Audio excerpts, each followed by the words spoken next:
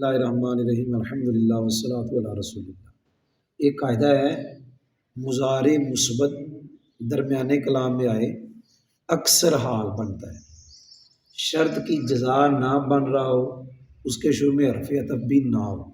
تو اکثر وہ ترکیب میں حال بنتا ہے۔ سورہ یوسف کی آیت نمبر 16 وَجَاءُوا أَبَاهُمْ عِشَاءً یبکون، جاءوا یہ فعل ماضی اور فاعل واو،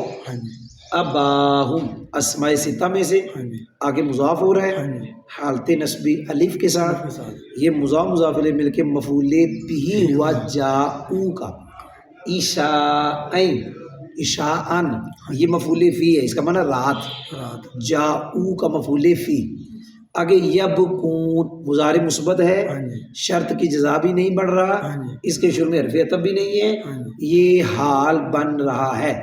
کس سے؟ جاءوا کی واو ضمیر سے۔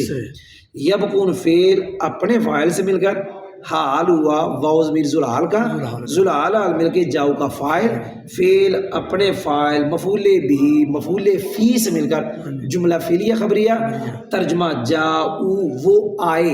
اباہم اپنے باپ کے پاس، عشاءً رات کے وقت، یبکون روتے ہوئے۔ اس قاعدے کی ایک اور مثال اگلی آیت میں 17 سورہ یوسف، قالوا یا ابانا انا ذهبنا نستبق، یہ نستبق مضارع مثبت ہے،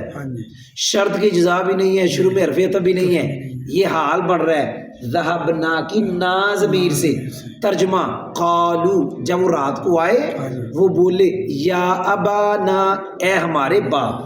انا ذهبنا نستبق ہم گئے دوڑتے ہوئے، نستبق دوڑتے ہوئے، تو نستبق کیا بن گیا حال۔ اس قاعدے کی ایک اور مثال حدیث پاک میں جہاں آتا ہے کوئی راوی کوئی صحابی کہتا ہے سمعت رسول اللہ صلی اللہ علیہ وسلم یقول، وہ جو یقول ہے وہ حال ہے رسول اللہ سے، آپ نے سنا نہیں۔ اسی طرح صحابی کہے رأیت رسول اللہ صلی اللہ علیہ وسلم یفعل، وہ جو یفعل ہے وہ حال ہے، رأیت رسول اللہ صلی اللہ علیہ وسلم یصلی، یہ یصلی حال ہے۔ اگر صحابی کہتا ہے رأیت رسول اللہ صلی اللہ علیہ وسلم یاکل، وہ یاکل حال ہے۔ اگر صحابی کہتا ہے رأیت رسول اللہ صلی اللہ علیہ وسلم یمشی، وہ یمشی حال ہے۔ تو مضارع مثبت درمیانے کلام میں آئے تو اکثر کیا بنتا ہے حال۔